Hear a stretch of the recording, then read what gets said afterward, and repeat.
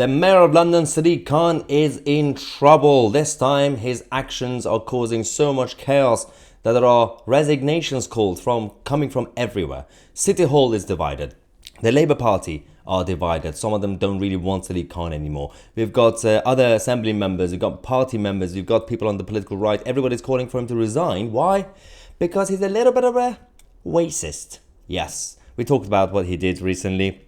Yesterday, a couple of days ago on this channel, where we discovered a booklet, a guide in the City Hall in Sadiq Khan's office about how to run London, how to manage a city for idiots, for dummies.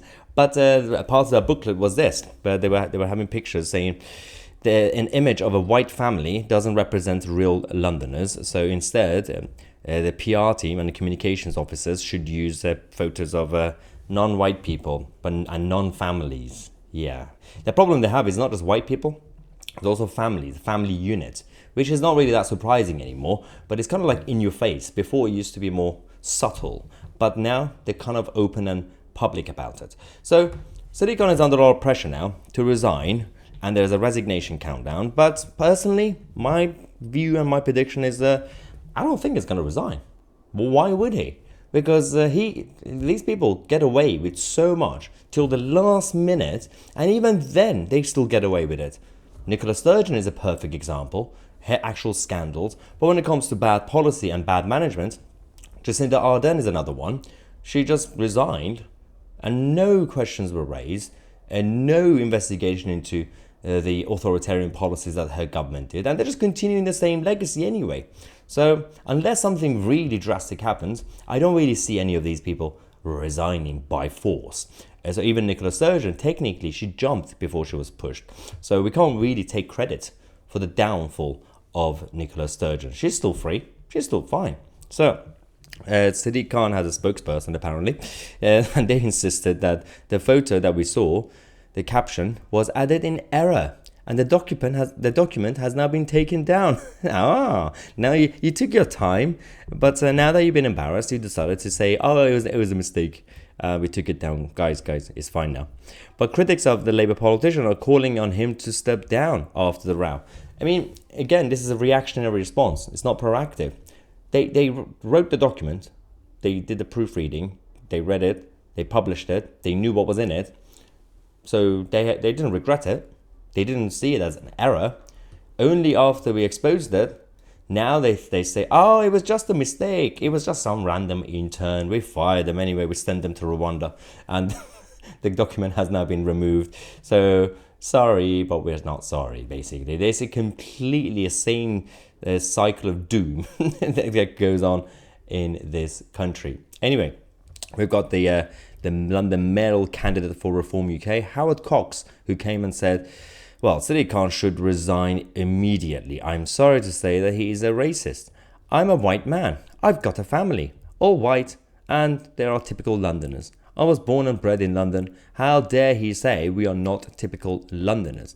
Yeah, but Howard Cox didn't get the memo. White people are cancelled. Family men are cancelled. Women are also cancelled. So everybody's cancelled, and at the end of the day, the political left also ends up eating itself. So the left will cancel the left, and nobody's going to exist apart from the elite, basically. So it's a bit of an exaggeration, but it's also the truth. So we have the leader of Reform UK, Richard Tice, who came and said, "Resign, you racist, Sadiq Khan. Take some responsibility for a change." I mean, demanding Sadiq Khan to take responsibility is a bit of a stretch, because he doesn't even know the definition of responsibility. He was given everything that he wanted by just being a good boy, by just going ahead and along with the identity politics inside the Labour Party. That's how he got that job. Do you think he had merit? No, there's no merit in the Labour Party or the political left, and actually these days, the Conservative Party. They're all as bad as each other. All right, let's go to some of the reactions we have from you guys on this channel over the last few days. We've got Miller saying, "This is exactly what you will get if you vote for the Labour Party." Yeah, we know that, but we continue to repeat the same mistake as a country. Carol says, "God bless all white people." who are Londoners that will never be represented by Sadiq. Time to vote for another mayor who treats all humans the same. Well, that's not going to happen, unfortunately, Carol. I'm kind of pessimistic on this.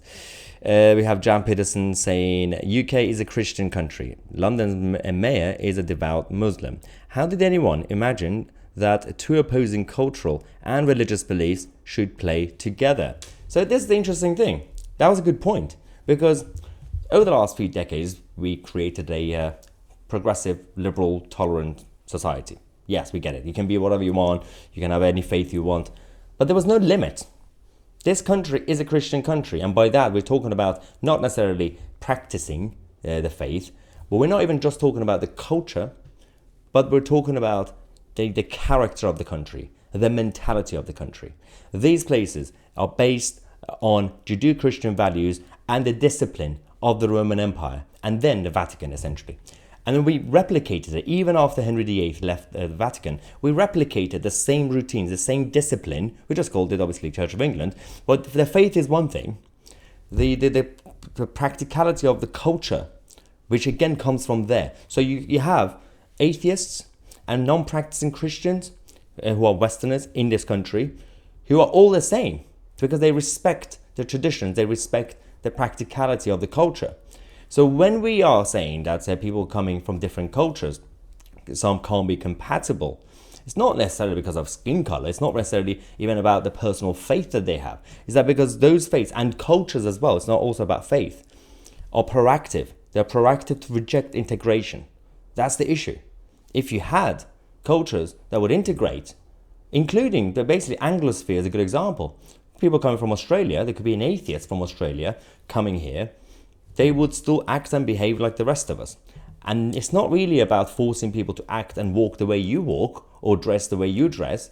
It's about the fact that we can't stop the others who are not compatible with our culture from enforcing their own worldview. It's the fact that they want to change how we are. It's not really us being bigoted saying, well, you should just talk the way we talk and you should dress the way we dress. That's not the main issue. The main issue is that even if we leave them alone, they want to change us. They've come here and they want to change us.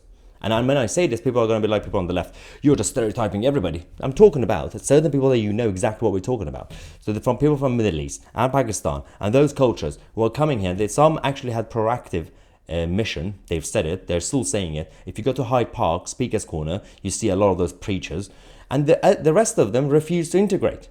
So there are those who come from Iran, for example, and many other places, but they don't follow that mentality and those cultures, because in their blood they could integrate into the Judeo-Christian system.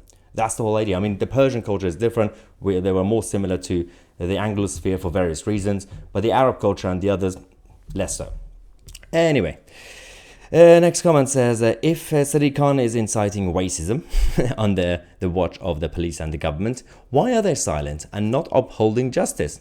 That's interesting, because we do have these laws now, the anti-free speech laws, pro-hate speech laws and everything else. Why doesn't it apply to people with the position of power, especially people on the political left? If anybody on the right would have said what Sadiq Khan said and his City Hall on Twitter, but replaced the word white with brown, for example, they will be arrested. Why is it okay for them to say it, people like Sadiq Khan, but not the rest of the country? All right, last comment says, Sadiq Khan is like that new SNP leader, anti-white. Yeah, let's not forget. Hamza Yusuf, we made a video about him a few months ago when he was complaining. This is before he became party leader and first minister. He was complaining that people at the top of Scotland establishment are too white. Everybody's white. He was complaining about white people being everywhere. It's like Jon Snow of Channel 4 when he went to a Brexit rally saying, I've never seen so many white people in one place. Have you not been to a Christmas family dinner, like John? Why do you hate white people? You're white. Anyway, this is where we are now, ladies and gentlemen. Let me know your thoughts. I'm Mahyar Tousi, and we are the media.